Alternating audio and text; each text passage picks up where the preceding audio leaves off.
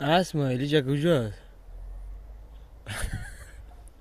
نکو دیگه با چی شمی هر جای تو نقطه گیری میکنی ما همیشه خواه برده بود با قرآن کجاست؟ تو دادر خواهدی ها بداره بگه بگه دمیه که بی بوجی پانسیره بری ها نه کو زیره دیده بخیر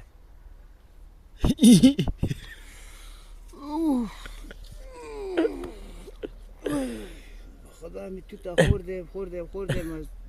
باتی که آمد مرا خواه گرفته ایجا خواه برده بود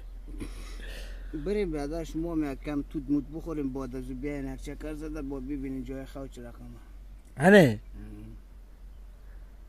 ما رفتیم یک کمی طبیعت کنم برو یک دقیقه بچیش تو طبیعت کن من خواه بگیرم باز میام. برو بودین آقا خدا حافظ قوما کلا گیره خواه برده دارم بگیر آها توتاک از این توتای خوبش اگه اشتیاق طبیعت دارین گفته همونا بیا که یک دیدار تک دیم سعی کن سر توت خواسته پوتین آره سعی کن چه کنیم برادر دیگه آدم زیاد بخوره بعدا با خدا برداشته نمیتونه مجبور هر جا باشه چهار پلاق پارتی دیگه خدا این رقم نه گپ نشد ایتلینگ بالا بگه او بی دیگه رقم فقط بگی سر کوچ خواه باشی دیگه هم کامل تگم کن یه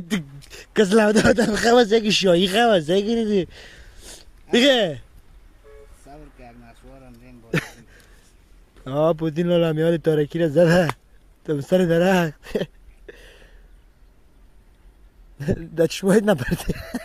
آره من چی کنم پایین برم بالا خب با خواه کنم دیگه همیشه مرا چی میکنی توت نمیخوری؟ بخور نه ما خودم سیر کردیم خواه یک دقیقه خواه کنم نسوار زدم بپسان میرم خداحافظ کن یک بای